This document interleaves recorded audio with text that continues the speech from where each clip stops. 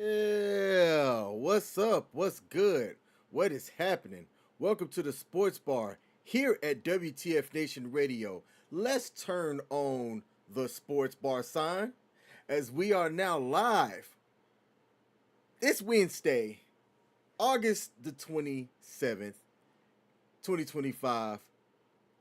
Couple of days after the Travis Kelce and Taylor Swift announcement that they are engaged. Love is in the air. Coach called me the moment that it happened and told me, he said, King, you won't believe it. They finally did it. Travis Kelce and Taylor Swift are married. It was the most Google thing out there. It broke records, and Coach was happy and excited about it, as you can see behind his fence. But we here at WTF Nation Radio are two veterans that come on and talk sports with you, the viewers, give our opinion. We love to hear yours. I'm King, and that's the man affectionately known as Coach. Coach, let the people know something. What do you hear? What do you say, ladies and gentlemen? Yes, you can definitely tell it's been a great news week when frickin' Taylor Swift happens to re-release her greatest hits and produce what could only possibly be the greatest last season of any NFL tight end's career whatsoever. Because it has to end on the fantasy of them being swept away at the Super Bowl just around the same time that her frickin' album comes out. You remember the last time that they started this damn thing was when her movie came out? Mm. Gee, I'm just saying. I wonder when are they going to get married when after he gets enshrined in Canton? Yeah, ladies and gentlemen, that's what the sports world is coming to because, well, Major League Baseball sucks. There is no NBA. There is no NHL. NASCAR is terrible. English Premier League is only coming on Sundays, and not any of you guys are really watching it whatsoever. In fact, even Wrexham is playing, and I can even watch that. But yes, we are ready for some football. And man, football cannot come here any farther because I need something to drink after just hearing the fact that I had to put over Travis Kelsey getting married as being the only sports fact or sports newsworthy event of the week. No Oh, dear doubt, no Lord doubt. We're Almighty, ladies glad and gentlemen. Oh, glad you are yeah. here. Glad we are live. We do have a couple of people early in the building as well, and I would like to acknowledge them. Let me get my correct screen here. I got to shout out to Heath Fletcher out there on the Sports Bar's Facebook page and checking us out there on the Sports Bar on WTF Nation Radio, our new page name. He says she only married him for his money. I think you've got the genders crossed up right there. Oh, He only married her for the money. I mean, let's just be as blunt as I can be right now, okay? If I had an opportunity to marry Chelsea Clinton, I would marry Chelsea Clinton because, well, money is money. And even though she looks like a catcher's mitt that has been beat up one too many times, money is money. You know what? Travis Kelsey, he's moved up in the world. That's all I have to say. man, you know what? We are going to get right into it after I acknowledge some of these other people here. Shout out to God Happened to Me. Said good evening and have a wonderful show. Thank you. We also have Broken Berlin is in the building. Hey, it's been a minute since you've caught my sports show, but I appreciate you popping in there, Broken Berlin. That's the homie. Said, what's Oh. up, King? What's up, Michelle? He better shake it off. Shake it off if he get divorced. Heath Fletcher said she only married him for his money. You covered that. Brooke in Berlin said Dune is the son Oh. of Wilson from Home Improvement. Doo-doo. And then Mm. Christina Harris said ill with a poop emoji. Well, thank you, Christina Harris, for the ill All with a right, poop emoji. Christina, I see how you feel about that. Go right ahead. Okay. Yeah. Glad you pooped over there. All right. Well, You know, let's normally you have to pay money, and we only do that on the glass table. But it's okay for you to do that in the comments. before we do this any further, let me get that off the screen here real quick. And got to make a change here as we do this live. We are producer slash writer slash host slash entertainment. But let's start it out with something funny at first. Coach's favorite basketball player, Angel Reese. Angel Reese, Let's part see 55. what he has here, and I'm gonna have to start this over. Angel. Hit the pause button. Make it bigger, because that's what she said. Mm. And fix the volume. Yeah. A lot of things over here, but y'all, I promise you, this is a A1 network. And hit play. Let's see what our friends at Staff Stuffer said about Angel Reese. And Zuck, this is free use, damn it. Don't Zuck us for this one. Reese part 55. Let's get it. We're so back. Bang! Hexagon, polygon, octagon, it don't matter. Turn it on for pecan, butter pecan. Bang! Knee bound.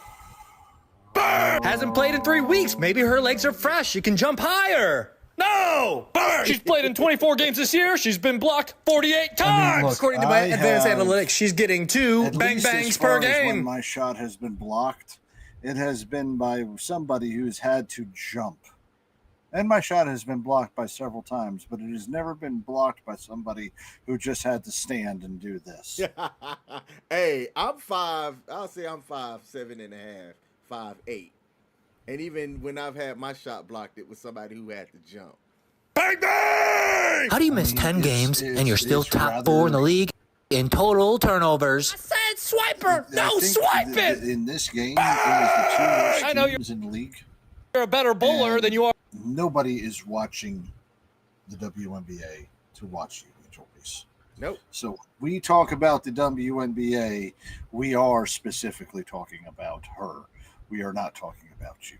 Our basketball player, but I thought we were going to We're save not even that talking bowling about Sophie pass till Cunningham, next who, year. I don't know what's really doing, You want some we're not even maple talking syrup? about that one that was supposed to be on LA. Whatever happened to that girl? Nobody knows.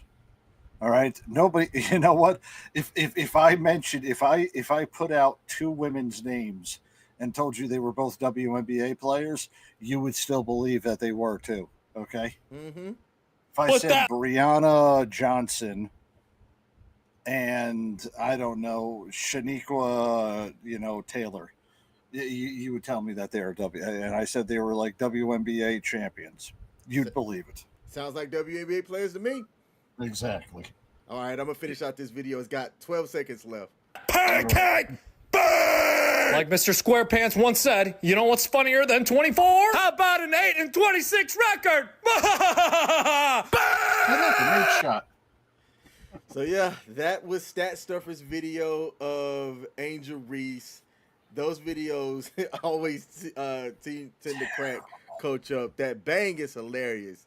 That guy has profited and found himself a niche with being able to take that and make merch and do all the things. Butter pecan, burn!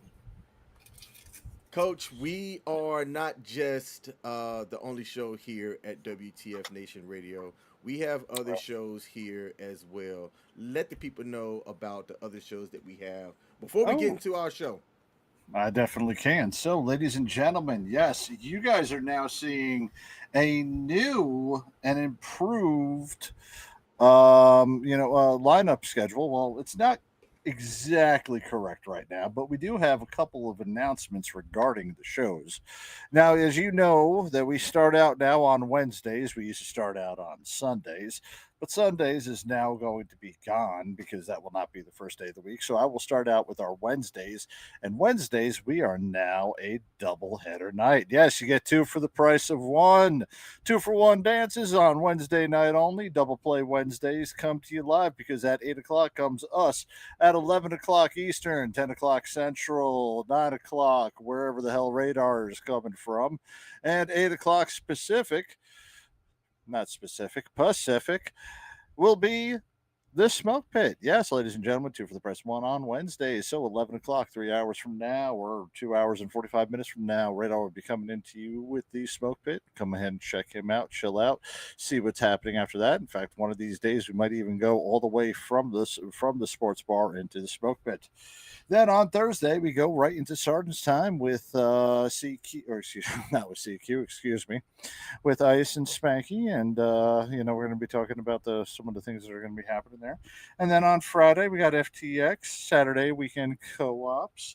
Sunday, it's no longer going to have a show on there because on Monday, the new show that will be coming up right after Labor Day called The King and Me will be debuting around 7 p.m. on Monday, which will also go into a Double Play Monday before the Monday edition. And Ice, and we got a couple new co-hosts that will be coming on for that show as well.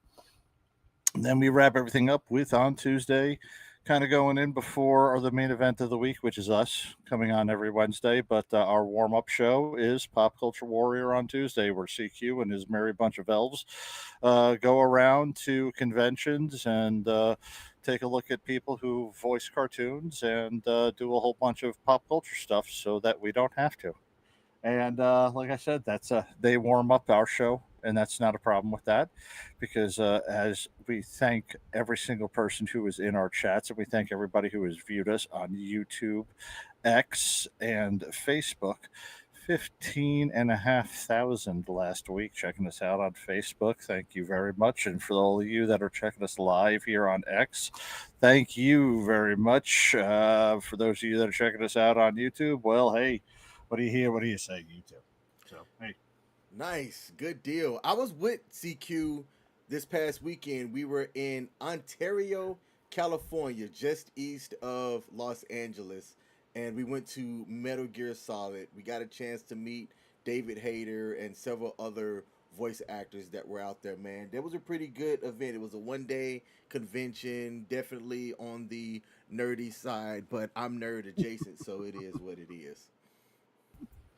You're not nerd adjacent. You just happen to be there. So it's a free trip, and if they're paying for it, let them pay for it, No doubt. Now, we have a couple of things that we're going to get into. We're going to talk about the Travis Kelce, the Kel Swift. I don't know how you do the meshing of those two names.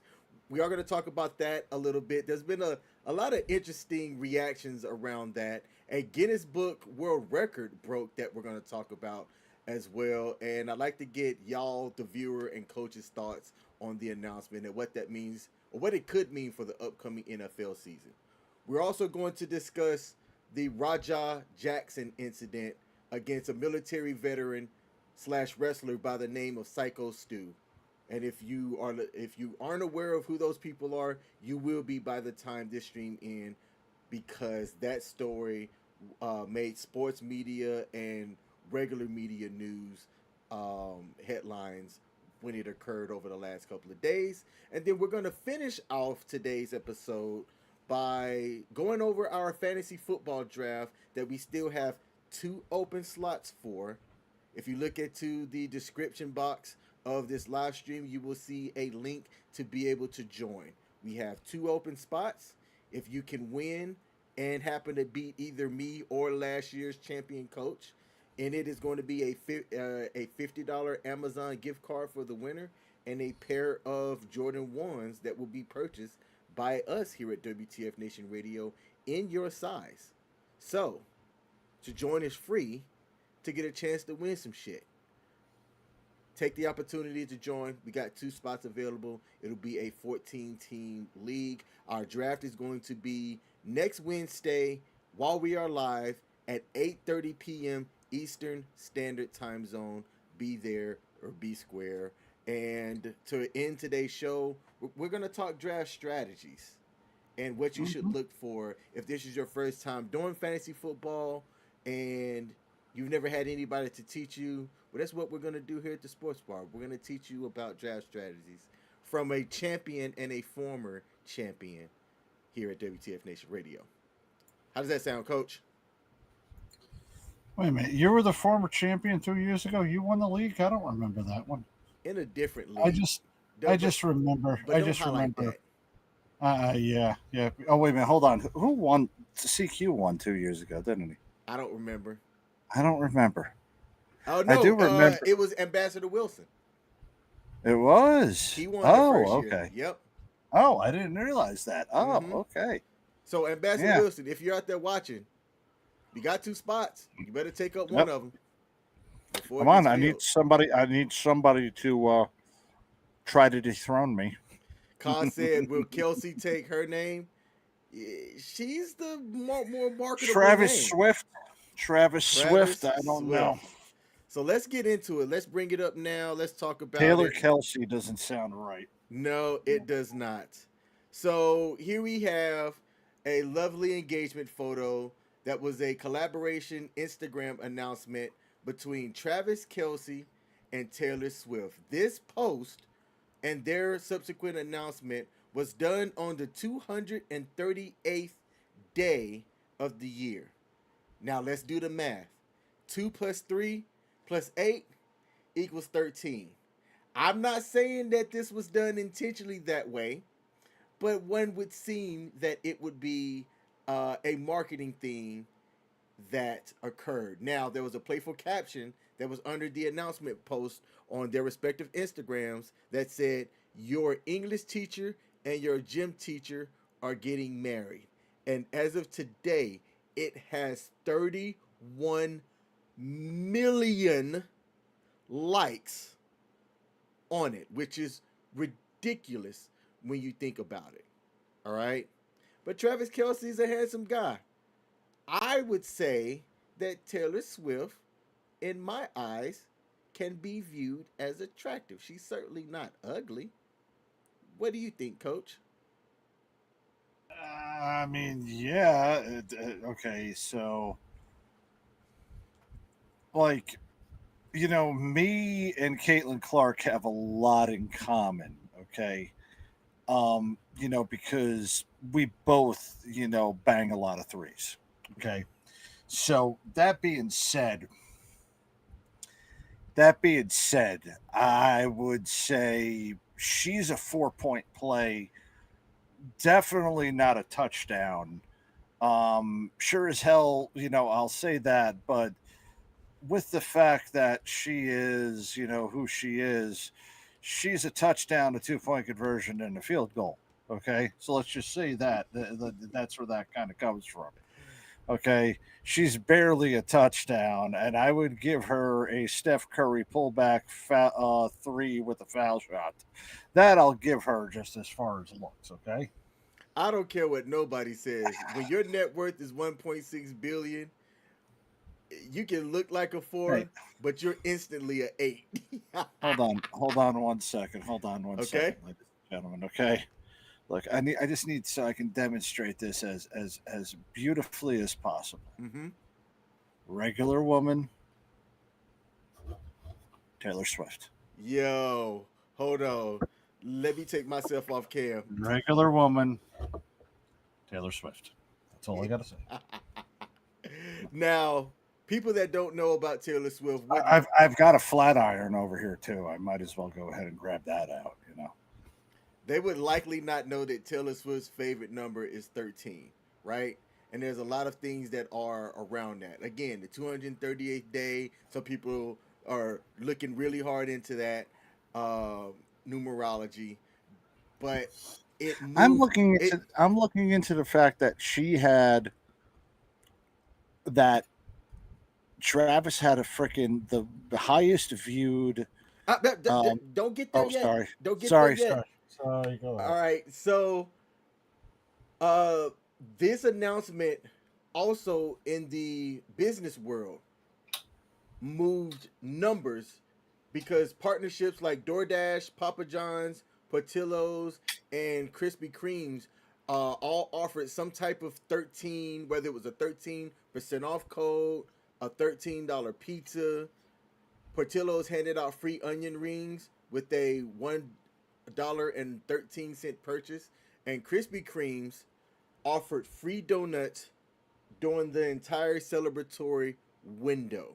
Okay, so I think when you're taking a look at stuff that can move markets and things like that, that announcement, man, who else can do something like that Nobody else in can this do economy? something. No, nobody can make a movement like that quick, which is stunning. So YouTube, you want that 13 as well? Go ahead. 1.27, which actually rounds up to 1.3 million concurrent live viewers on the YouTube stream in which Taylor and Travis were on that podcast together, one of his podcasts. Mm-hmm. At the debut, 1.2 or 1.3 million concurrent people watching it at the same time, which has never been done before on a debut or anything like that. Okay, it's very rare that you see something a debut ever catch that many live on it. on its debut. You know, you don't get that. You get that many freaking people. This is also lining up with her next fucking album. This has nothing to do with 13. This has to do with her next album and making $13 million off of it on the first day. This is all marketing, ladies and gentlemen. And in a couple years, when Travis is, out of the NFL and the party lifestyle gets a little bit too much, the marriage will dissolve and they'll go back to, I don't know, being miserable against each other, and she'll have a great breakup song and she'll be around and a bunch of women will buy her next freaking album after that. That's all that this is. This is faker than WWE wrestling, ladies and gentlemen. This is a massively produced lifestyle that, coming in the dawn and age of fucking reality TV, we have now morphed ourselves to having the greatest pop star ever marrying one of the best tight ends ever, and it's secondary to the actual action on the field, which, ladies and gentlemen, that was all done up, had nothing to do with true love. This is how you write your own narrative in 2025. So let's all tip our cap right now to the weakening of our civilization. We thought it was bad after the Kardashians. Now it's even worse because the turd that brings down a society is smiling at us and telling that she's cheer captain and she's still on the bleachers. Okay, let's just go with that. All right. Fuck them. Fuck them both. Travis Kelce is no longer a tight end. Travis Kelce is now Taylor Swift's boyfriend. Getting the Chris Humphrey. He's going to get the Chris Humphreys treatment from now on. All right. I saw a photo here, the Chris Humphrey treatment. That's funny, and I'm gonna bring this up on the screen here, and then we're gonna no. Whoa, wait a minute. Who was the one that was dating? Who was dating the Playboy bunny? Hank Gathers or something like that. Hank Bassett from Indianapolis Colts was dating one of the Hugh Hefner's Playboy models. Yes. Hank. Yeah, that's can't think of his last name, but yes. Hank Gathers. No, it was. I think it might. I don't know. Hank something. Yeah, this is just sad. It was Hank Basket. Hank Basket. Yeah. Yep. Now, exactly. I'm showing up on the screen here something that I thought was just hilarious.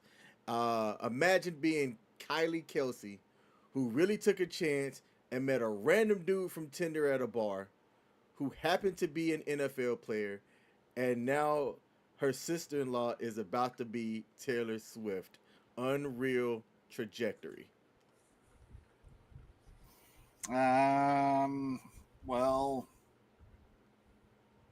that's great. Just because you open up your legs to somebody doesn't mean that, your life's goals and accomplishments go there. If she had to work her way to get over there, or maybe she was with Travis from, or with the other Kelce from the time that he was, over in college up until now. But no, I really don't quite care what the hell her career trajectory is. That would mean that I would have to give a shit about the career trajectory of every single one of the NBA wives who just bought into their husbands, careers by spreading their legs and having babies for them. No, sorry, not happening. Let's see. You know what? If you know who I will actually say that about. And I say that like this. We all make fun of her because Russ Wilson, had that girlfriend who made that unbelievable face when he got drafted, like that. And that was his high school girlfriend. And then, he gets dumped after she gets dumped after he makes it big and he goes to Sierra. And, now Russ Wilson is, on the fucking Giants. I really don't give a shit about, like, those freaking people. I don't give a crap about that one dude's girlfriend, the Duda chick. You know what?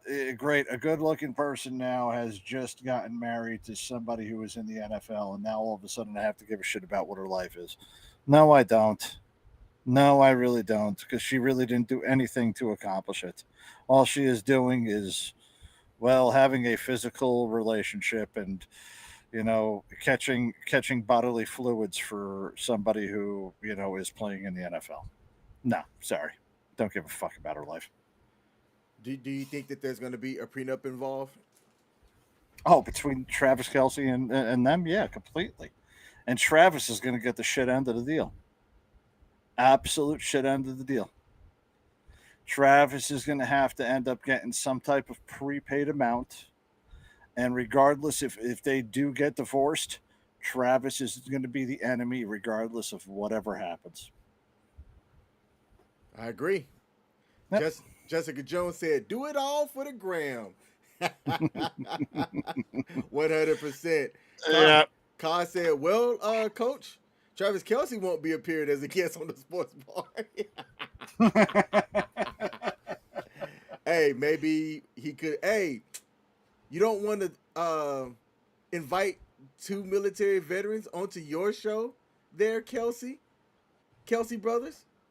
Come on, No, man. they wouldn't want to do anything like that. Come on. They wouldn't want to do anything like that because that doesn't help their brand out whatsoever. What helps their brand out is for them to show some type of humbleness to a group of, well, people who have their private areas tickled, by the sight of terrible pop songs. That's why. No, no. We're not the demographic that the Kelsey brothers want to have on their show. No doubt. Yeah, and it has nothing to do with you being white. True that. Now, let's take a look and see if we have any additional comments before we move to the next subject. Nope, no additional comments. So let's talk about the next thing. Coach, do you know who Rampage Jackson is? Oh, yes, I know Rampage, yes. Did you hear about the story between his son, Raja, and a wrestler who goes by the name Psycho Stu? I did catch what happened, yes. And I Okay. also caught the video beforehand, and I also have a reaction from a friend of mine, Mr. Mark Henry, who took a different route than what was anticipated. Okay, so I've got a video up for people that aren't aware of who this is. This came from a YouTuber. I forgot to get his name to give him credit, but I want y'all to take a listen to this video, and we're going to give our reaction and our thoughts at the end. Let's take a look. Rampage Jackson's son, Raja Jackson, just got into serious trouble, and what he did was frankly disgusting. So he's just supposed to do a simple wrestling skit. He was just supposed to body slam the guy in front of him and pull some of his punches. As you can see, he slams him down and instantly knocks out the guy, and instead of pulling his punches, he just starts knocking him out, throwing haymakers non-stop until the guy starts bleeding. And you can see the wrestlers behind, they're shocked. They're not too sure whether this is part of the entertainment. Look at the guy at the back. They just all start coming up, grabbing him, pulling him away from the knocked out wrestler. You can see it's like bleeding from the corner of his head. Yeah, so it's a really shocking scene to see. Yeah, they had to crowd him and pin him into the corner just to stop him. And it seems like the only reason why he went all out on the wrestler was because the same wrestler made fun of him earlier on. Here's the clip. What, you don't know me? Hell no. Yeah. Hey, I think that's a little...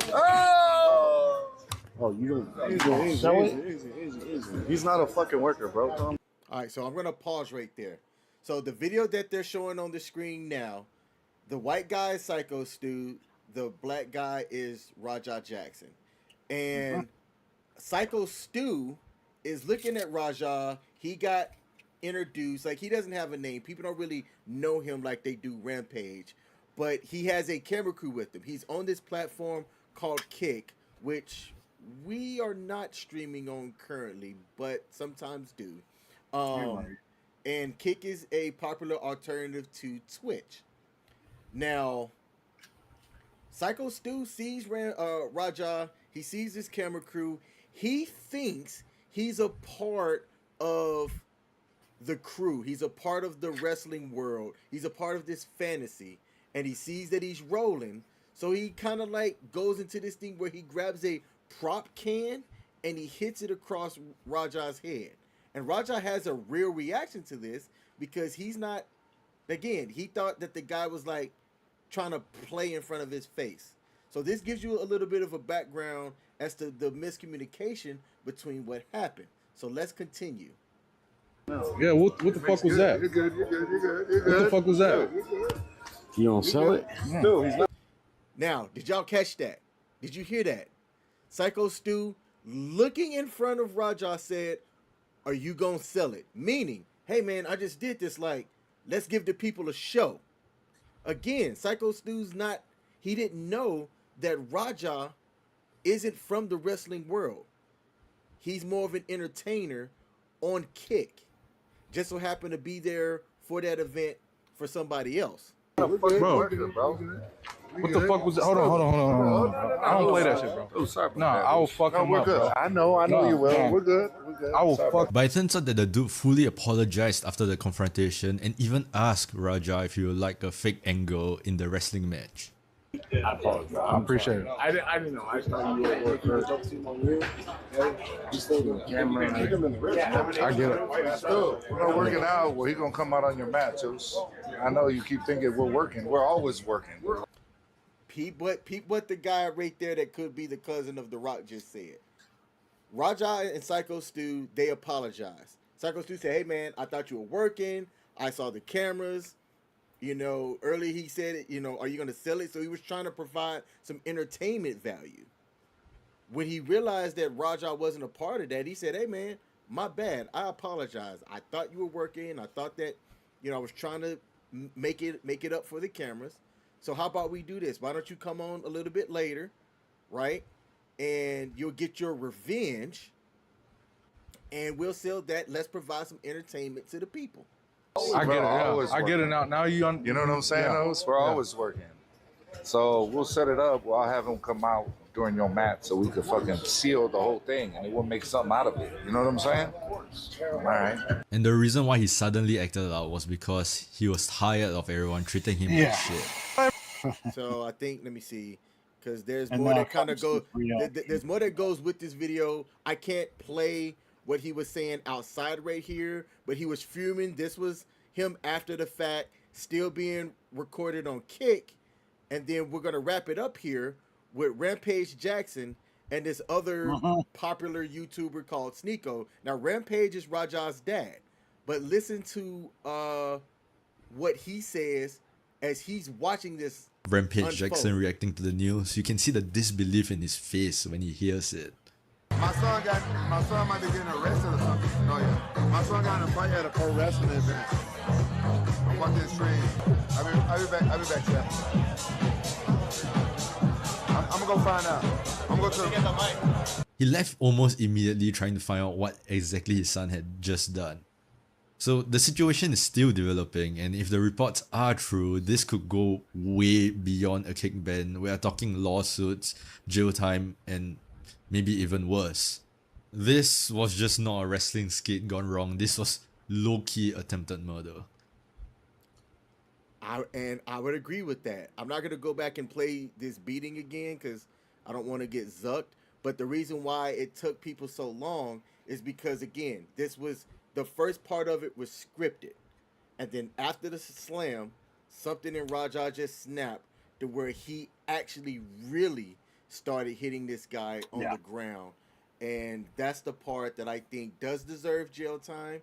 And that's the part that I think that he can't weasel his way out of.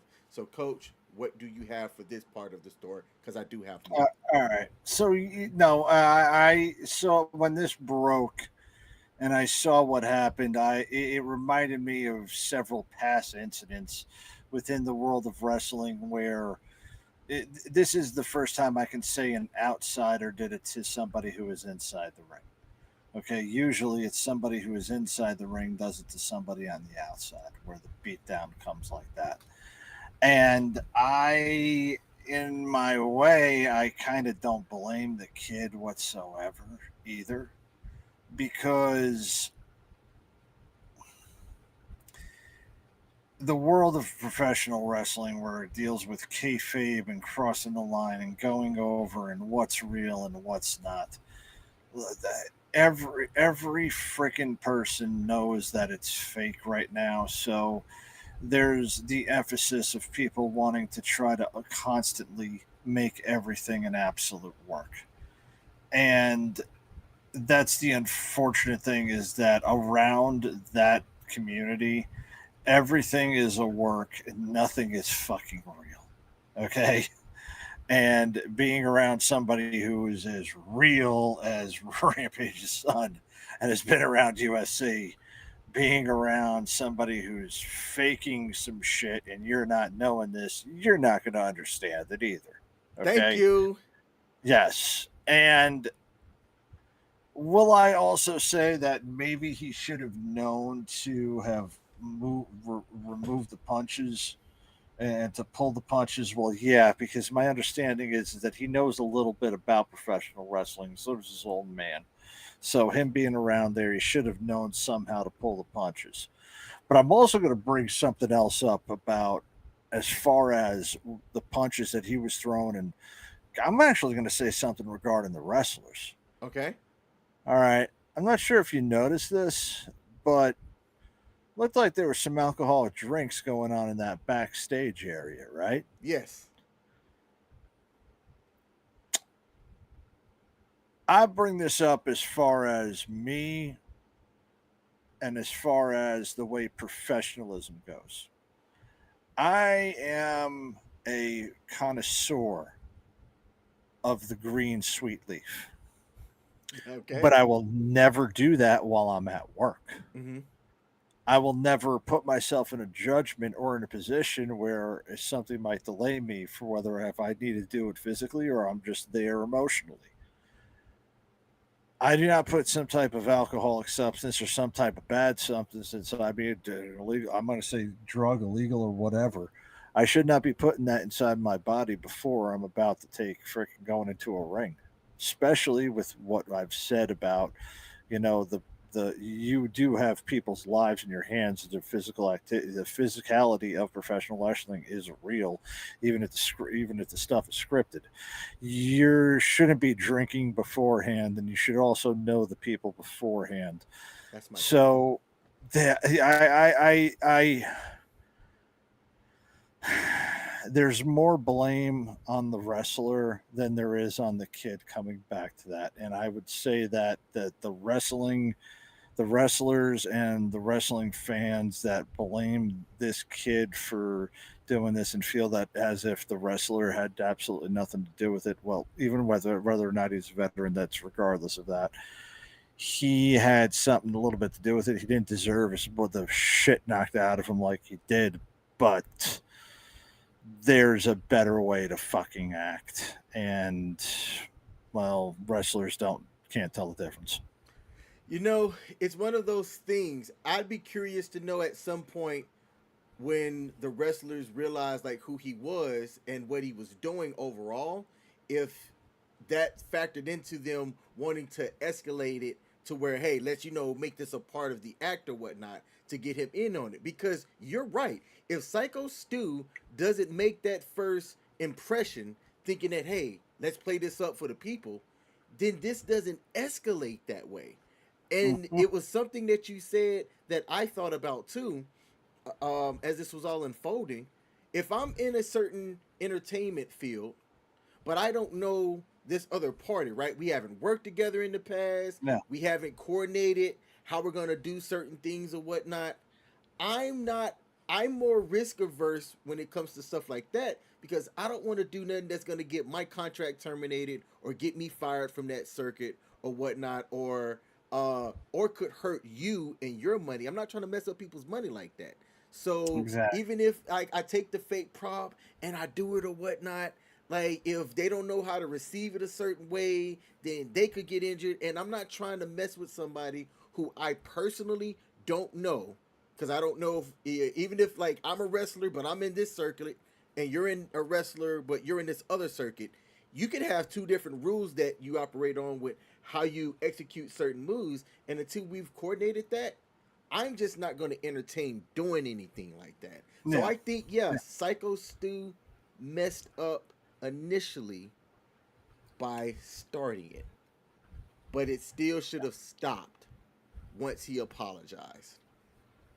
There's really nothing, and that's where, like I said, some of these things, can be easily be avoided, but you hear a lot about this crap that happens, backstage in wrestling for a while, and it has to do with the people just trying to keep up the old guard of, even though this stuff is fake, they're still trying to intimidate people and act as if it's real and think everything is a work because, well, that's the hustle of professional wrestling, is that everything's a work to them. So, yeah, that's why, well, you ever wonder why nobody, somebody, CQ asked us how come we're not doing a wrestling show. Well, wrestling's not a real sport.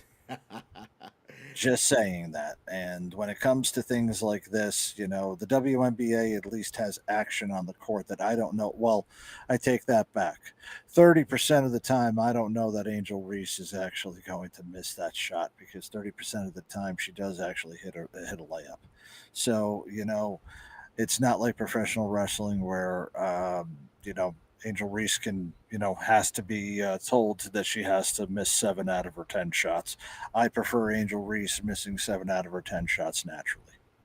Now, there's another video as well that I'm going to play here. And since we are veterans, and this guy's a veteran, I want to highlight this promo that was done on Psycho Stu. Pro in 2009. I had just got out of the military, probably about 6 months earlier. I got out of the military, I joined Knox Pro, because I needed something to focus on. I needed something to help me adjust back into civilian life. A lot of veterans, it's hard for them to readjust into civilian life coming from the life of the military. I'm an American soldier that suffers from PTSD. Being in front of a crowd, it doesn't give me as much anxiety and aggression as I thought it would. So I asked a guy who's a former veteran, now sheriff, who used to be on a wrestling circuit. I asked him as I was doing prep for this show what he thought about it and if he had heard it. And he said, of course I did. And he started by saying the same thing that you said, is that if you don't know somebody, then I wouldn't necessarily engage with them because you don't know what type of contract or business that they're on. And he said, personally, I wouldn't have done it because I wouldn't have wanted to mess up my money overall. He said, it's not a respect thing. It's not a injury thing or anything like that. He said, just overall, I don't want to do something that then somebody could come after me. And now the league that I'm in, the pro circuit that I'm in, has to terminate my contract because now I'm a liability. I get that. And that's exactly where that whole thing came from. That's why, he should have never have done that. I feel bad. I mean, look, I feel bad, and I hope that, all of his medical treatment is being taken care of. But, in a way, he brought that ass kicking on.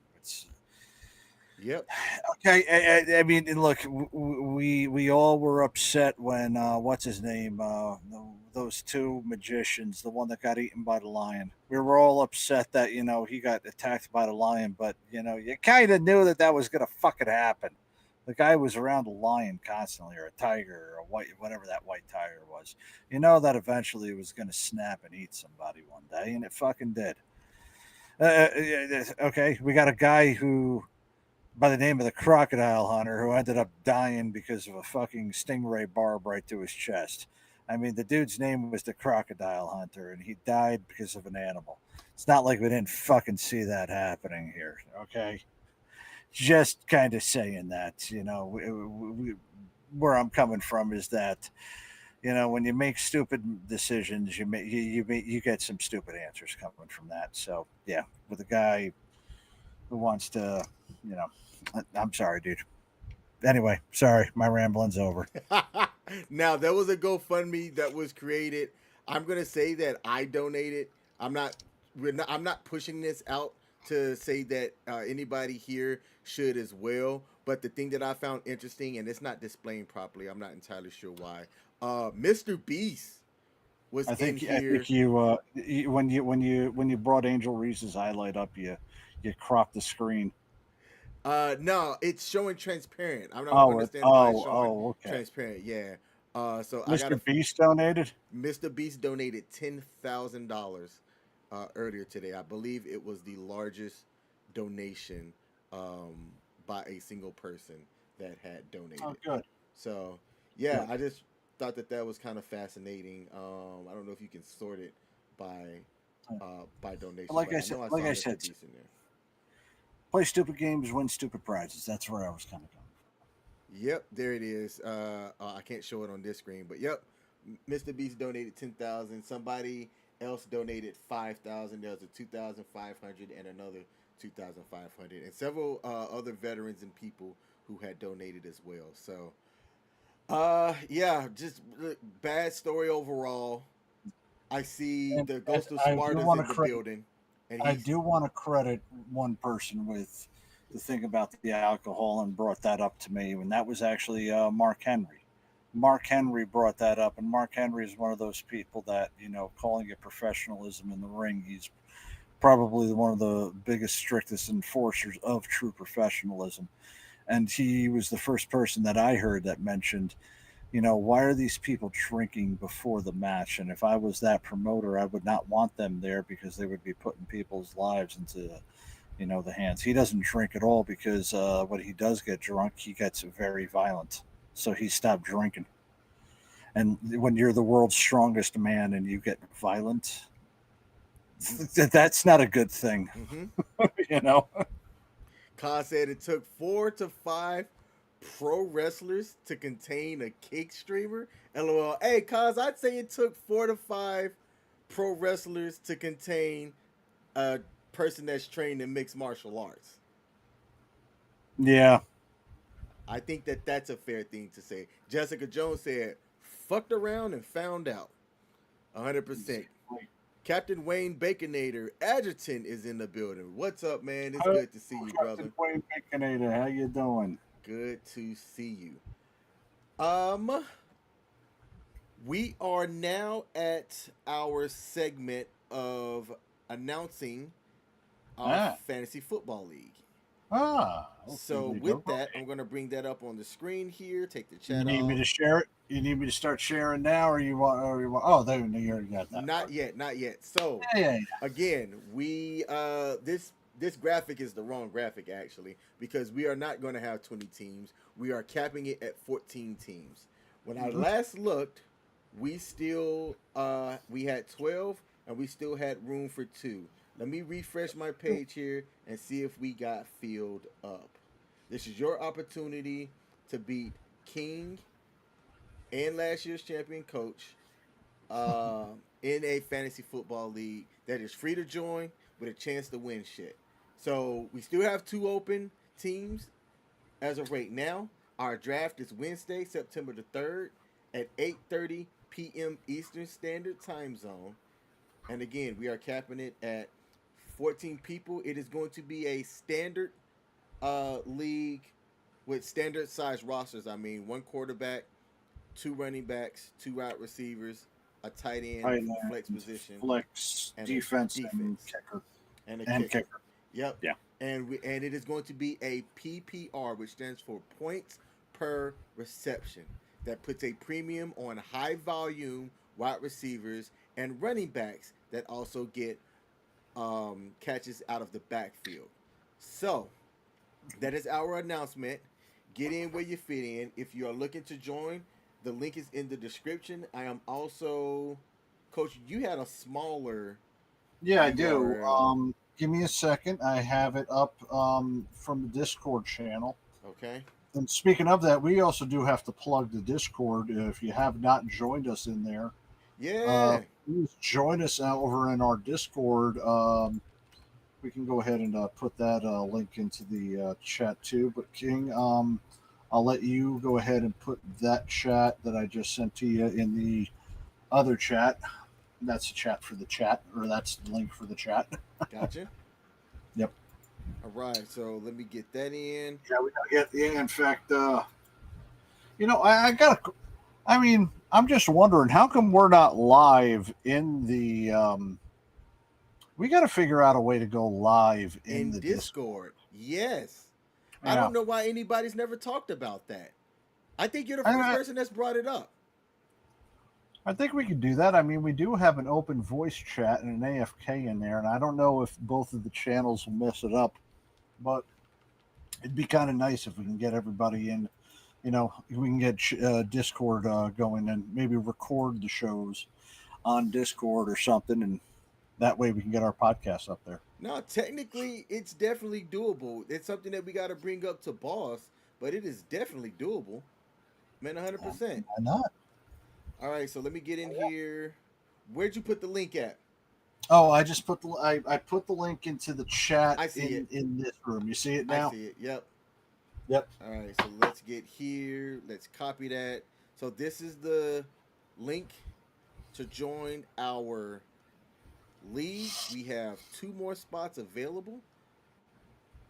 And that did not post the way that I wanted to. So let's try this one more time. Copy link. We doing it live, baby. There it is. Boom. That is the link to join our league. We have 2 more spots available. There's also a link that I'm going to post here to join our Discord community. One last thing of marketing before we get to talking about fantasy football drafting strategies. Go check out shoparmywtfmoments.com. That is shoparmywtfmoments.com for all of your WTF Nation Radio merchandise. Now, Coach. Yes. Let's get to the final segment here. Please share your screen, and we are going to talk about fantasy football draft strategies. Gotcha. All right, King.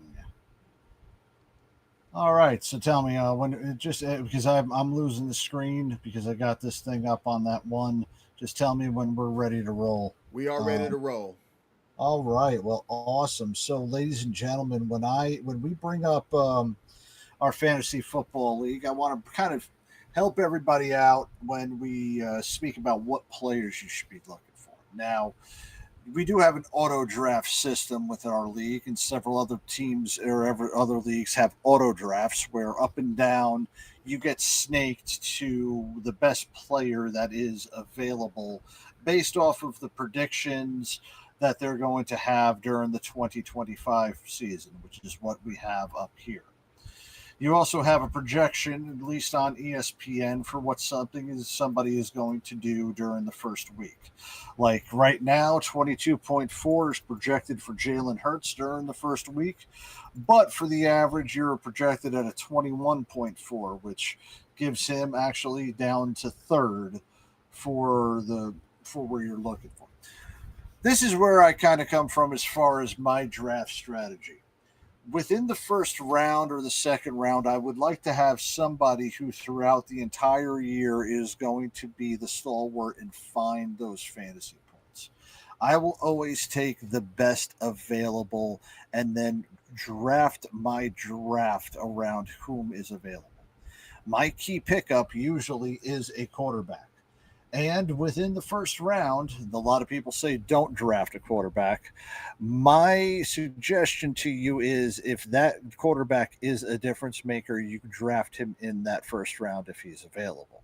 If not, you can definitely get your quarterback within the second and third rounds and pick up a perfect receiver as well as a running back combo. Really, what you would like to do is try to separate both of your offensive picks. You do not want to pick up 2 wide receivers within the first round. You would like to pick up a wide receiver and a running back within the first round because you're going to get some great receivers towards the end, and you're also going to get some great running backs to save you towards the end. The rookies that are coming up, you're going to have maybe 1 or 2 of them you'd like to draft or possibly pick up as a free agent towards the when your waiver wire goes through.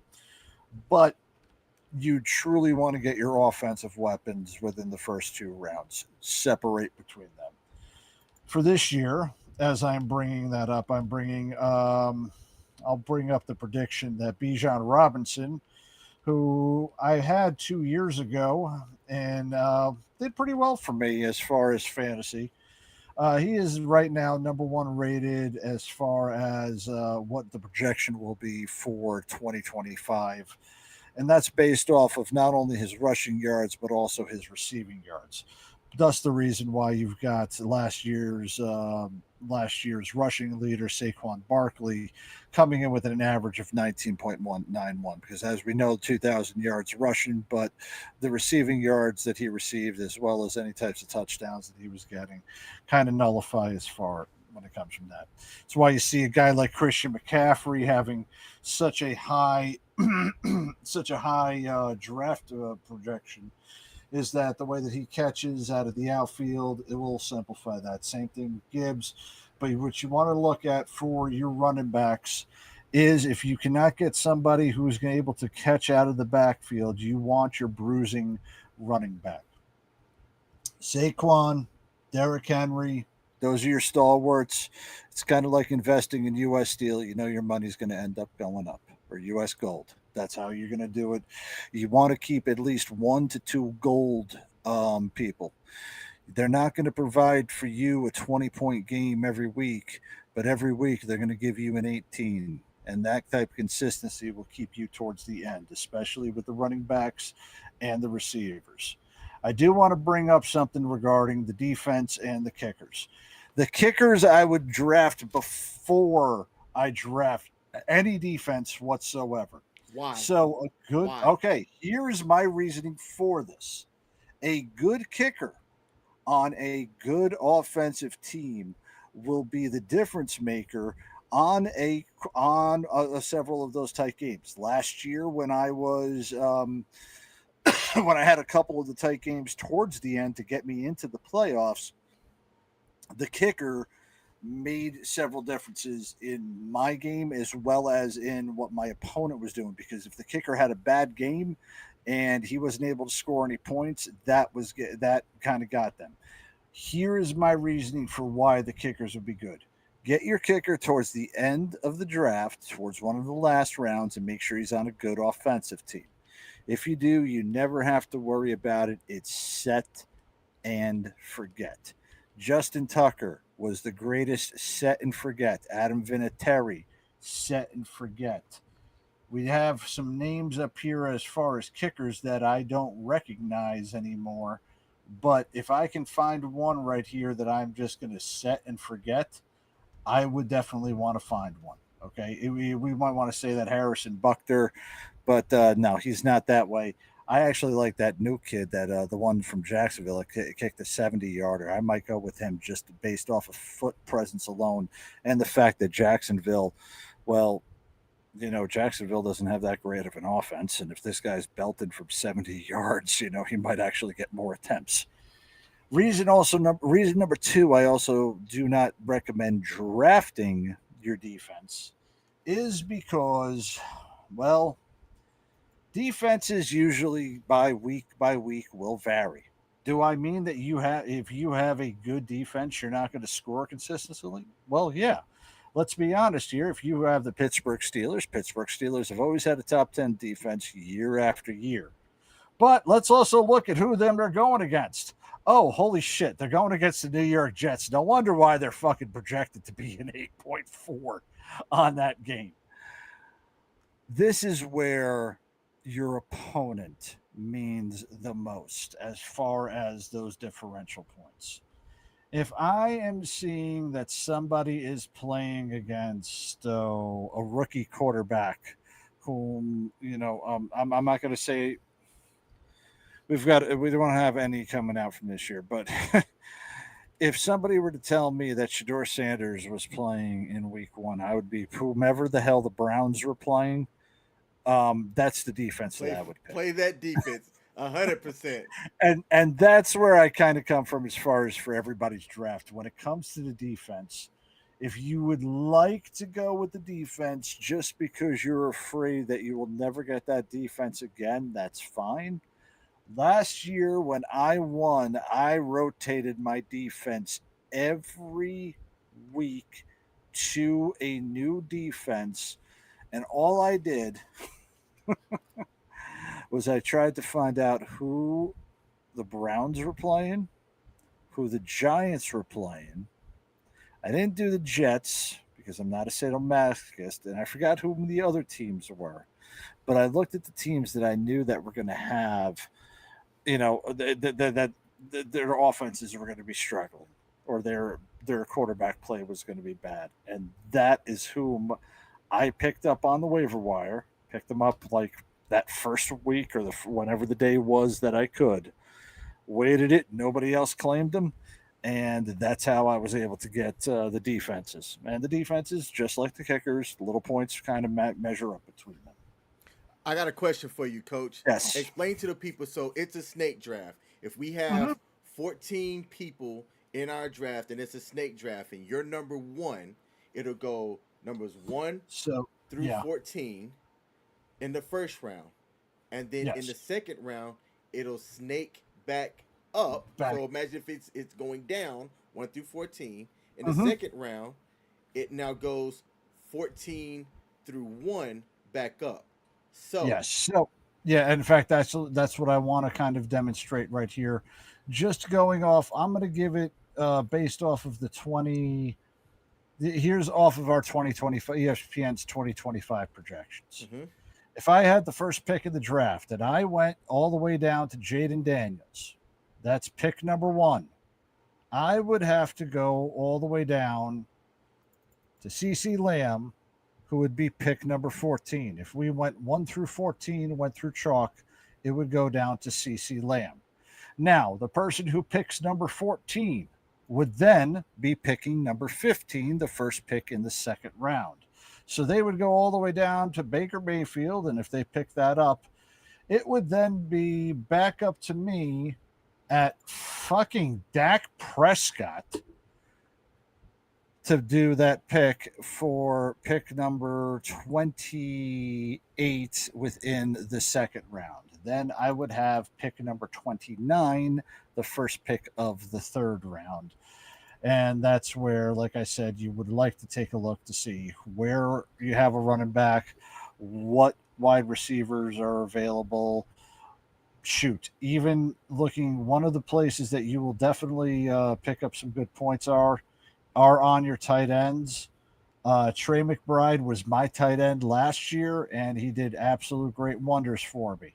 2 years ago, I had George Kittle, and George Kittle was the only person who delivered for me after I gave up and freaking didn't do anything because, Aaron Rodgers fucking tore his Achilles tendon to fit 5 plays into the season or 4 plays into the season. So you're going to pick up, if you get a decent tight end, you're going to pick up some good points on good days, and that's really where your flexing is going to come in. Your flex player, it's your best wide receiver or running back that you have that week. That is exactly who it is. I would look to see whom you have on your roster, and if there's anybody on the waiver wire who has a projected week that might be coming up better, look at them as far as your flex. And now, with 16 rounds, where are you drafting a kicker and where are you drafting a defense? Are those your last 2 picks? Do you look at a defense as, I think that this defense is going to be, actually, my bad, you put a premium on kickers over defense. Yes. So I will put one on kicker before defense, yes. So, but will you wait till 15 to get your kicker, or would you get a kicker earlier? We are going to have, 10 rounds, right? Or 12 rounds, something like that. I just told you 16. It is 16 rounds. Yes. I would start looking for a kicker. For me, I would start looking for a kicker around rounds 12 through 12 and 13. Man. That would be the time I would start looking at that. Just so that I have something of a peace of mind. And that's where that comes from, is peace of mind. 14, 15, and 16, when you get all the way from there with your wide receivers, you're basically looking at, you're looking at the gambles. Okay? You're looking at possibly injuries that you may try to forecast. Exactly. So you're looking at your bench players, you're not looking at your starters at that point. Okay, your starters are coming in from, that's why I go with the kicker around that part, is because you're gambling after rounds 13, 14, 15, 13, 14, 15, and 16. You're essentially gambling. You're going to be like, well, is this guy going to have a breakout year? Is this person going to get back from that injury hump? Is this rookie going to produce? That's what you're looking at that point. Is this person going to be playing when my primary tight end is is on a bye week? That's what you're looking at those rates. So taking the kickers in those ranges, that's where you would like to look at it. Taking a defense to start you off, if the defenses aren't going or getting off the board, waiting until rounds 13 through 16 with possibly, for me, I would go with 15 for me, because in a deep enough league, you would be able to pick up defenses, on the waiver wire a little bit easier. We also did have a smaller league last year, so there were some better people available on the waiver wire. I will say that. Yeah, and that actually makes all of the determination about who you draft as well, because if you have more teams in the league, that creates that puts a premium on everybody, and that's kind of what I'm looking forward to in a 14-team league. If we do end up going with 14 teams, I've never done one with 14 teams, and like once you get towards your rounds 8 or 9, you really have to think about who you're going to pick, because once you get past your wide receiver ones, like there's not a lot of true RB ones in this league, like outside of your Derrick Henrys, your Saquon Barkleys. Can you name any? I'm going to give you. I would say Bijan Robinson. I would also give Gibbs up in Detroit. I mean, look, Janty has a chance, and Taylor. Well, Taylor's got a completely fucked up situation up there. Let's just be as blunt as I can be. So Taylor might be getting a lion's share, but as far as and even McCaffrey isn't, the prototypical franchise running back. So Saquon, Jonty, maybe. I don't know about. And how old are we looking at now? Derrick Henry's what, 34 now? If I'm 41, yeah. Hold on, let's say he's healthy. Yes, I know he's healthy, but how fucking old is he? Please show me. Derrick Henry's like 32, 33. Let me see. Derrick Henry age.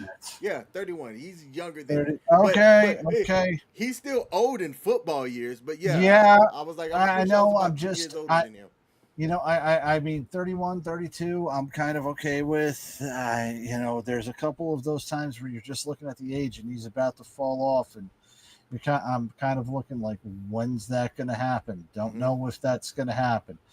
But yeah, even like, it wouldn't surprise me if you can pick up Chase Brown within the 3rd round or the 4th round and then go with him as RB1.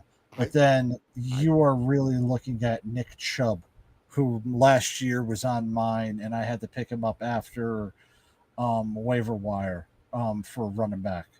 You're looking at him for RB2, or you're looking at a couple other people as far as the running backs that are available. And, you just want to hope that you get some of these people that are rated. Let's go Javonte Williams. Okay, this guy right here out of frickin' Dallas. All right. Do I think that he is going to become, RB number 1 over in Dallas? He could be. He's not going to get that on the first thing as far as being, at the beginning of the season. and you don't know how his production is going to be. So would I take a chance with him if he's still available in round 7 or 8? Fuck yes, I would. And my big thing is you also take a look to see what, here's a good one. Cam Scabato. He's going to be the number 1 running back for the New York Giants. No kidding. Did he make interesting. Think about this. He's going to be the running back for the New York Giants. The New York Giants are going to be playing from behind most of the time that they're going to be playing with Russell Wilson and interception machine Jameis Winston, throwing the ball back there. Do you really think that running back is going to see a lot of action? No, he's not. So think about whom the quarterback is before you start drafting your running back too, because if you're having a bad quarterback year and you're having a bad offensive year, it's not going to make sense to draft a running back when the team's going to be coming from behind and trying to play trying to go through the air in order to come back. Are there any rookie quarterbacks, tight ends, wide receiver, basically skill positions that you think is going to have a breakout year and be top 10 in their position? To be determined. I cannot give you a good answer on that. And that's not saying anything. That's not saying that I have something up my sleeve. I really don't.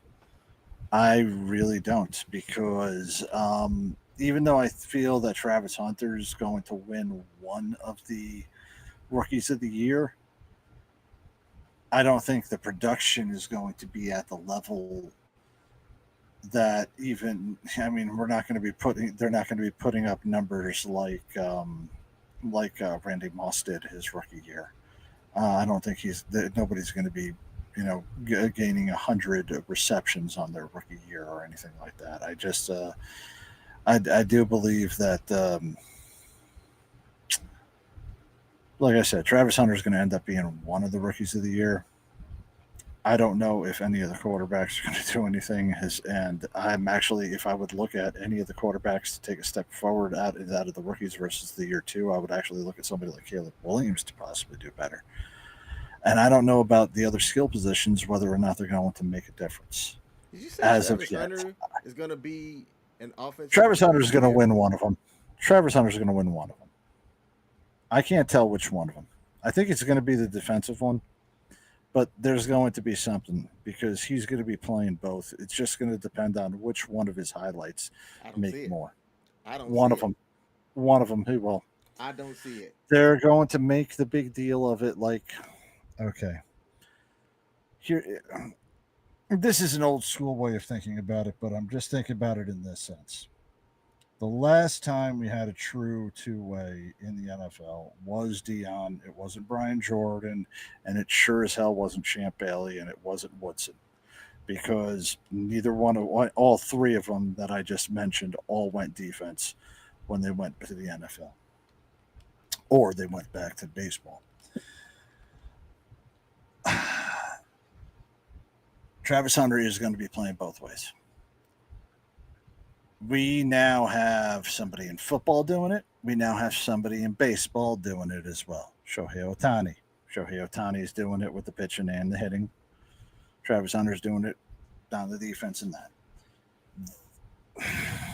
The way the world is right now, it's going to take the attention out that he is doing both. The world is now accustomed to having a two-way player, is where I'm coming from. And because of the new familiarity that we have with the two-way player, I feel that one of Travis Hunter's, one of his exploits, whether it be on offense or on defense this year, is going to shine enough where he is going to be considered. Like I said, I have a feeling it's going to be the defensive rookie of the year. But offensive rookie of the year, there's a distinct possibility if, Trevor Lawrence ever pulls his head out of his ass and Etienne, freaking becomes the greatest running back on the face of the earth. It could very possibly happen, but I do think that, I'm going to say this. I really do think that with the way that the NFL is, Travis Hunter is going to end up getting one of the rookie of the years. offensive or defensive. Most likely defensive. Interesting. Okay, look, if you could get lucky, going back to the rookie question, last year's top tight end, which tight ends are, you have three, typically three good tight ends, maybe four, and then there's a sharp drop off after that. But the leading tight end was rookie Brock Bowers for the Las Vegas Raiders.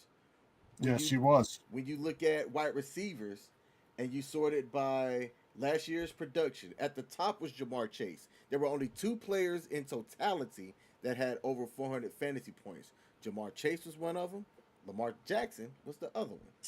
But Yes. Malik Neighbors, as a rookie, he came in at number 6 for total fantasy points produced, and he was a rookie.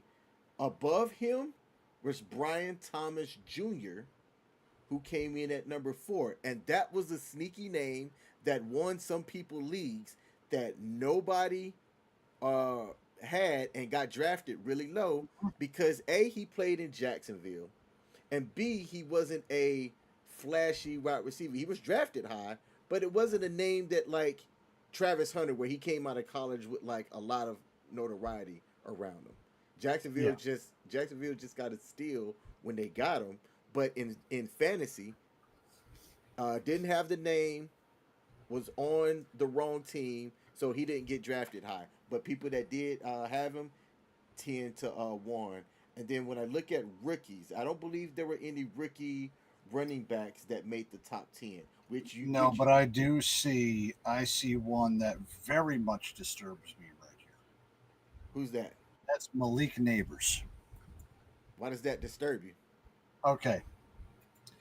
I'm going to say a little bit disturbing to me because, okay, when it comes down to wide receivers in New York, specifically wide receivers that play their home games at the Meadowlands, regardless of whether it's the Jets or the Giants, they have a swirling wind and a condition that makes it so damn cold in there that nobody is able to ever really get a great passing or receiving year out of it. Its anomaly is when you have a receiver that goes over 1,200 yards. Going over 1,000 yards in an 18-game schedule is a hell of a lot easier. Going over 1,200 yards is now trying to tell me that you're a better receiver, which most New York Giants and New York Jets quarterbacks are not good enough to throw for multiple 1,000-yard receivers. Okay. Do I think Malik Neighbors is going to be a 1,000-yard receiver? Yes, I do. But let me also mention this, that the fact that Garrett Wilson is a 1,000-yard receiver for his first 3 years. And Garrett Wilson, as much as I love him as a New York Jet, sure as hell has not been producing at the level of any of the elite wide receivers that we are bringing up. Nothing like Jamar Chase, nothing like Justin Jefferson. Sure as hell, nothing like CeeDee Lamb. And you're going to tell me that a rookie Malik Neighbors is going to produce better than that? I'm sorry, that is not going to happen. This is New York you're talking about. New York does not have the quarterback play nor the location to have successful air games. So no, that will not be happening whatsoever. That's what I kind of say as far as the rookies. Now, let me see if we got another rookie over here in the running back area. I don't think there wasn't any that made the top 10 from last year, but Bucky Irvin was the highest. Bucky Irvin, and he was at 13. Mm-hmm.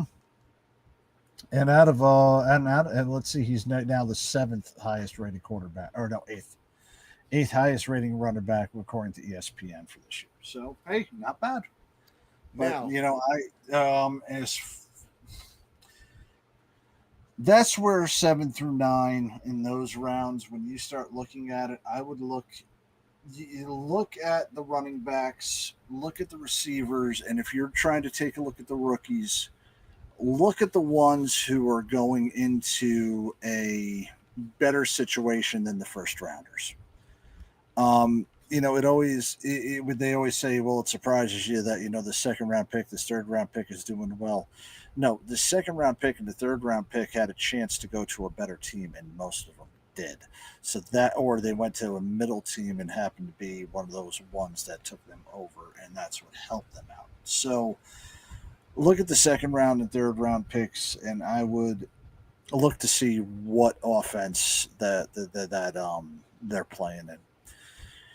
If you have their quarterback within the top 16, there is actually, I'm going to say within the top 8. If you have a top 8 quarterback on that team and you are kind of questioning whether or not to take that, think about the quarterback that they're going to be catching the ball from. Okay.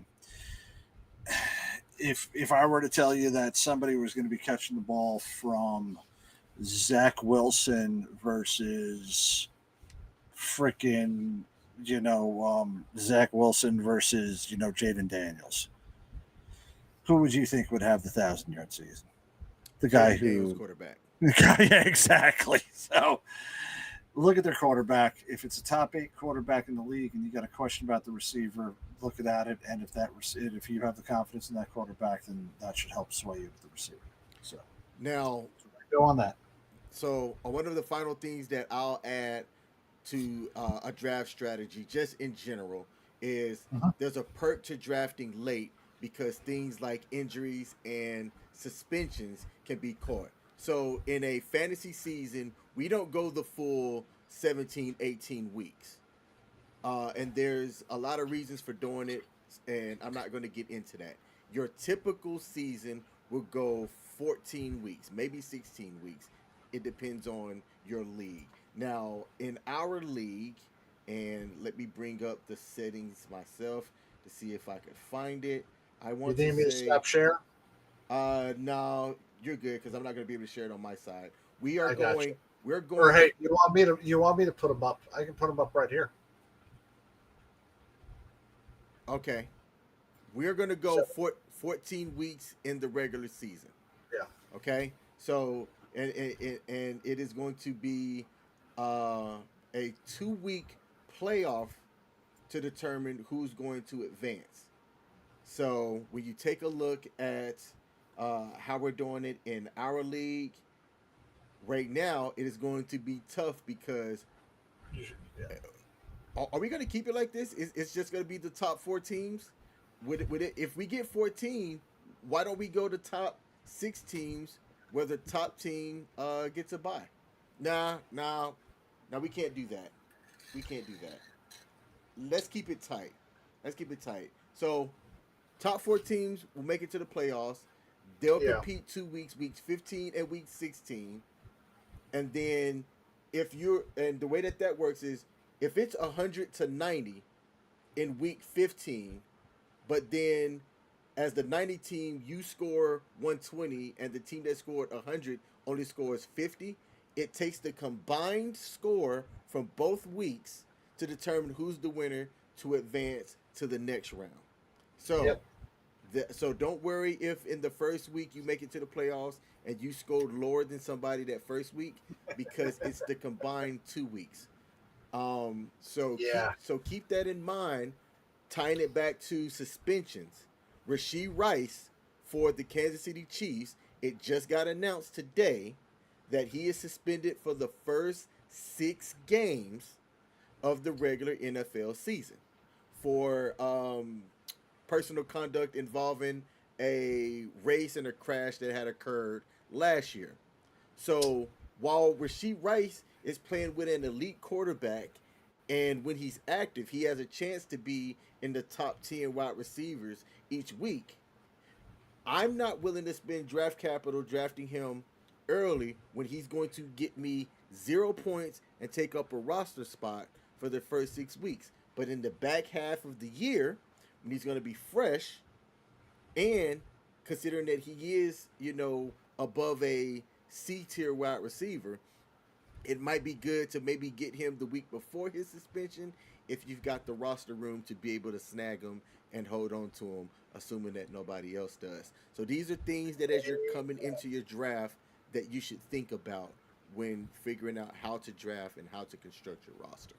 Now, one of the things that, and sorry, I know I'm off screen on this, but that great cue right there, that will help you out. as well as a Q and, something about the news. So right here, let's see what happened to Lamar. I think kind of some people know about this. Somebody stepped on his foot. It's been okay, but now that they considered him questionable for week 1 because somebody stepped on his foot. So it'll be all right from that, but definitely take a look at him. Yeah. All right, so y'all, we're going to wrap up the show, but we did get somebody to join over from X. Shout out to Dreamweaver. So Dreamweaver joined and took up the 13th spot. Dreamweaver, I don't know if you saw the announcement earlier. Free to join. The winner is going to win a $50 gift card from Amazon and a pair of Jordan 1s in your size. So thanks for joining. I wish you good luck, except for when you play me. I hope you suck. All right, now let's change our screen here and let's close out the show. Hey, guess what, my friend? Are we full?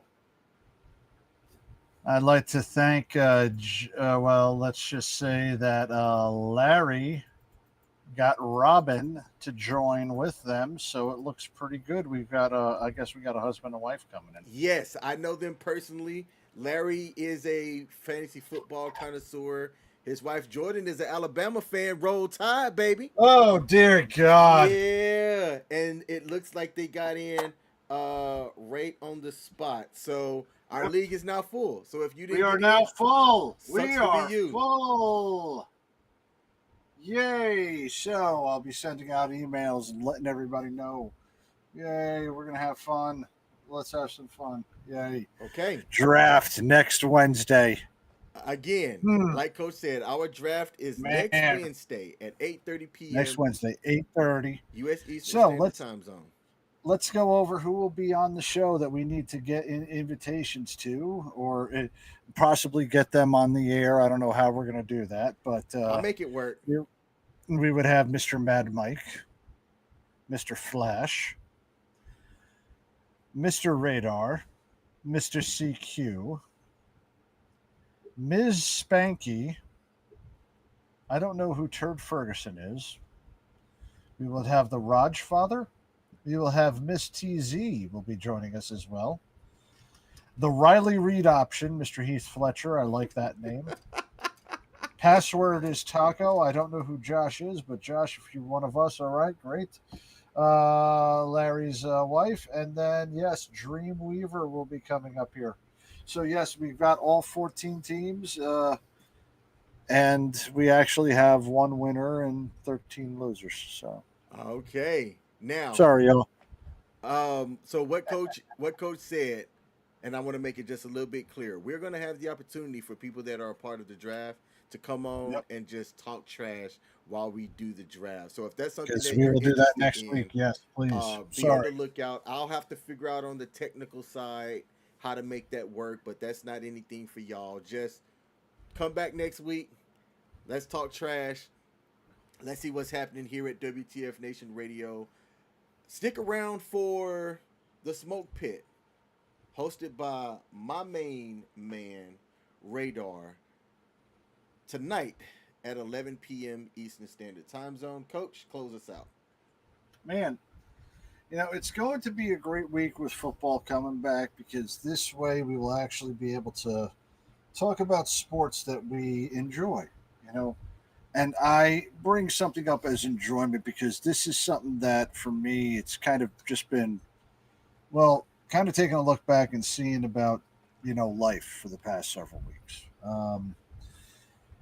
Over the past several days, I've been trying to reach back to people who I remembered from, years ago. And it's been 25 or so, possibly 30 years or so that I've, ever seen some of these people.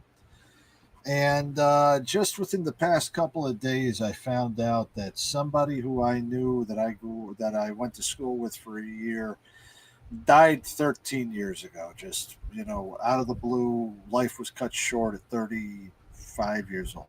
Sucks. 34 years old. Sucks.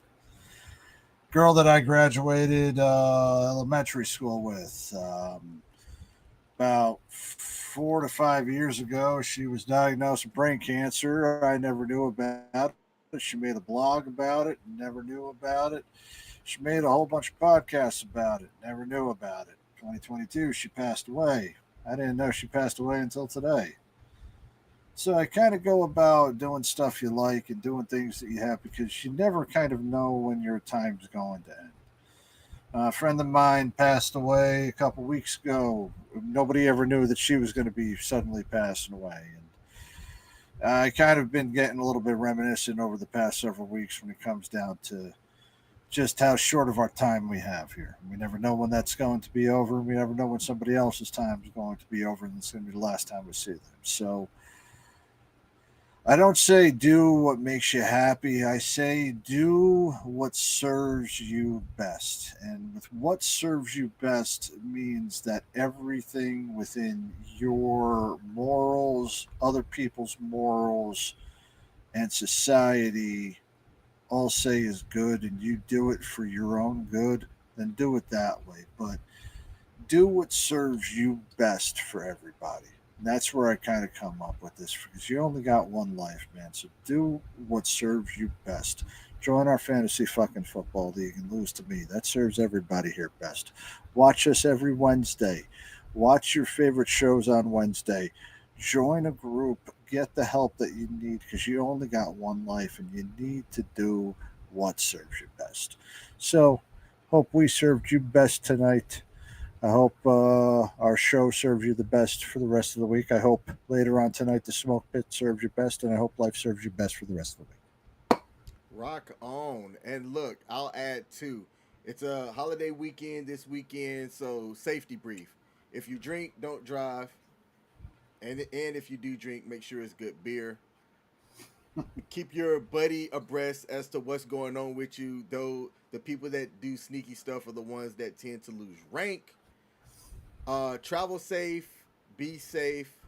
We here at the Sports Bar will see you next Wednesday. Let's turn the Sports Bar light off, and we're out. Peace.